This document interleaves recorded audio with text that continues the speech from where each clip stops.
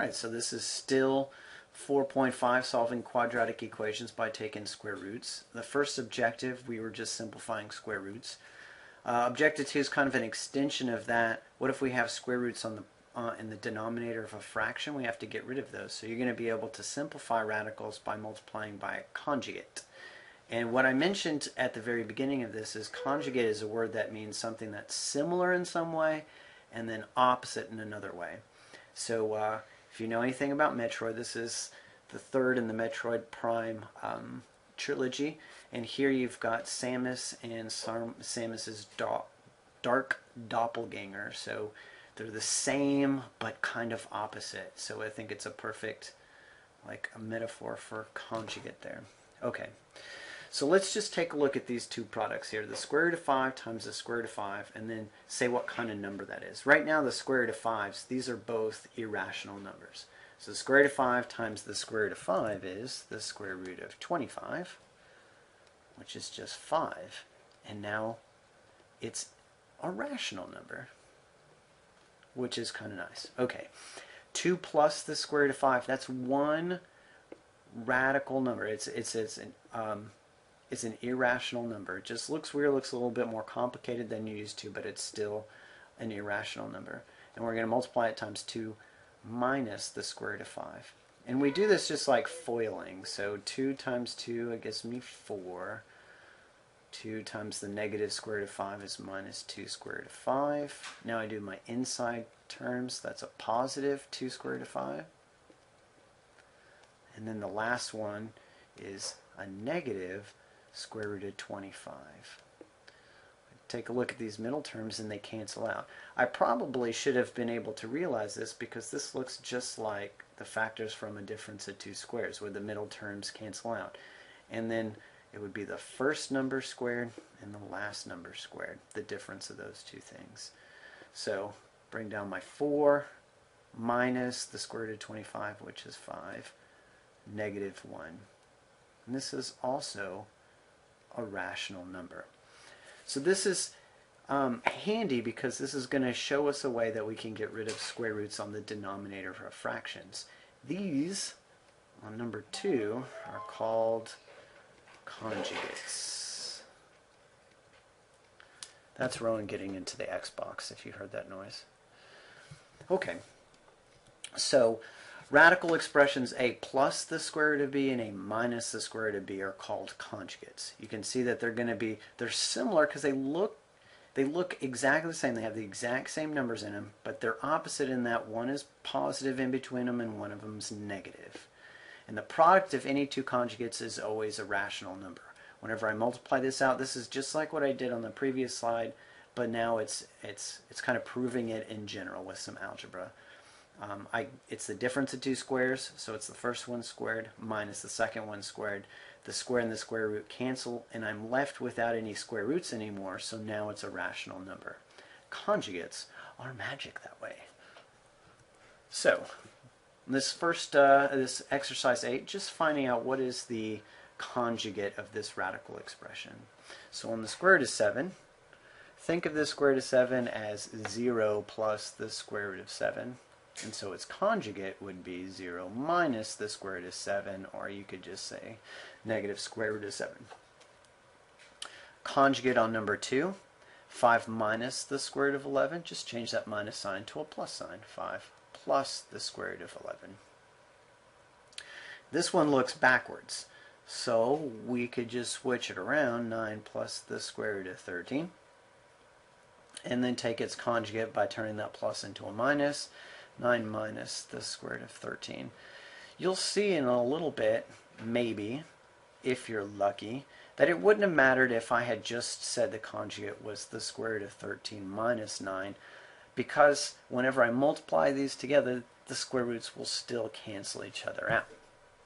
Okay, so we said before when we're putting something in simplest radical form that it's not in simplest radical form if it has a denominator with a square root in it. So question is, how can we get rid of those damnable denominator bound radicals? And the answer is you multiply by a conjugate. So this is how this goes. You multiply the top and the bottom by the conjugate of the denominator, of the bottom, and that's called rationalizing the denominator. If you remember the name of it, rationalizing the denominator, it pretty much tells you what you're supposed to do. So let's take a look at this example. I have 5 divided by 1 plus the square root of 3, and I can't have square roots in the bottom. So what this is telling me is that I have to multiply the top and the bottom by the conjugate of the bottom. What's the conjugate of the bottom, you ask? It's 1 minus the square root of 3. So I'm going to multiply the top and the bottom by that. You might ask, well, why can I do that? Why can't I just multiply it? Is I going to change it? The answer is, in this case, it doesn't, because this divided by itself is just a fancy 1. It's the number 1, it just looks a little fancier. Okay, across the top, you're just going to distribute the 5 times 1 and the 5 times the negative square root of 3. And then on the bottom, we're going to have to FOIL this thing out. Okay, so whenever I FOIL this thing out, or think of it as a difference of two squares, I got 1 times 1 gives me 1. And then the square root of 3 times square root of 3 is minus 3. And there's my negative 2 there. Now, I usually don't like to have a negative in the bottom, so I would probably just bring that right up to the top. Make this negative and make that one positive. And that's called rationalizing the denominator. You multiply the top and the bottom by the conjugate of the bottom. So let's try a couple of these together. Square root of 6 divided by the square root of 5. Just break this up like we did before. The square root of 6 divided by the square root of 5. But this time the square root of 5 is on the bottom. We can't just get rid of it unless we multiply by the conjugate. Now technically I should multiply by the square root of negatives the square root of 5 on the top and the bottom. But I don't have to worry about that because these negatives can just cancel out. So if you just have a square root and you don't have like a 7 in front or a 9 in front, just multiply by the same square root and it gets rid of it. Across the top I have the square root of 6 times 5, which is 30. And on the bottom, the square root of 5 times the square root of 5 is just 5. You might check to see if the square root of 30 can be simplified, but it can't because its factors are 6 and 5 whenever you make the factor tree, and this is 2 and 3, so there's no doubles. Alright, on the next one, same thing. Square root of 17 over the square root of 12. And before I just multiply by the square root of the top and bottom by 12, or square root of 12, I need to simplify that square root. It'll make it a little bit easier. So the square root of 17 stays the same. But the square root of 12, I'll do it right up here up top, it's the same thing as the square root of 4 times the square root of 3. Now you're going to get pretty good at these to just recognize them and be able to do them in your head, especially small numbers like the square root of 12. So 2 over the square root of 3. So now all I need to do is get rid of the square root of 3 by multiplying the top and the bottom by the square root of 3. I don't need to get rid of the 2 because it's okay. Whoops. There we go. So across the top, 51 times 3, that's 30, plus 21 is 51 over the square root of 3 times square root of 3. If I just multiply those together, I'm going to get the number 3. But I still have 2 out front that I have to multiply that 3 by, so I'm going to get 6. And again, I know that 51 is not going to simplify because its factors are 3 and 17, and both of those are prime. Okay, next one. I'm going to multiply by the conjugate of the bottom, which is 7 plus the square root of 5, top and bottom. Across the top, just distribute. So negative 42 minus 6 square root of 5. And on the bottom, it's like the difference of two squares. 7 times 7 is 49. Minus square root of 5 times the square root of 5 is 5. So keep simplifying. Top stays the same. And on the bottom, 44.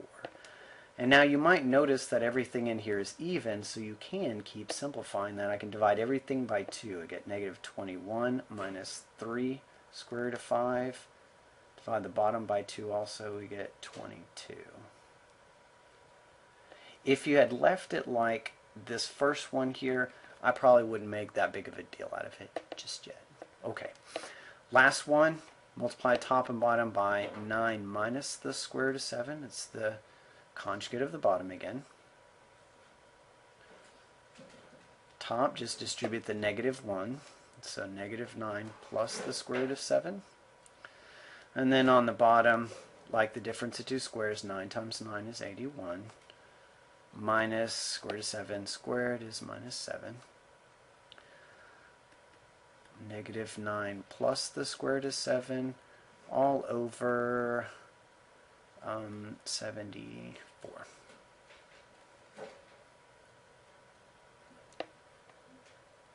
Okay, so now it's your turn. Try to do these 4 on your own. Pause the video, then unpause it. Check to see if you have your answers right. All right, check to see if you got your answers right. Voila. Pause it if you need to. Okay, that concludes objective 2, which is simplifying radicals by multiplying by a conjugate. Whenever you have square roots of the denominator of a fraction, you're just multiplying the top and the bottom by the conjugate of the bottom. So post your questions in the comments section and answer some questions if you're able to. All right, see you in objective 3.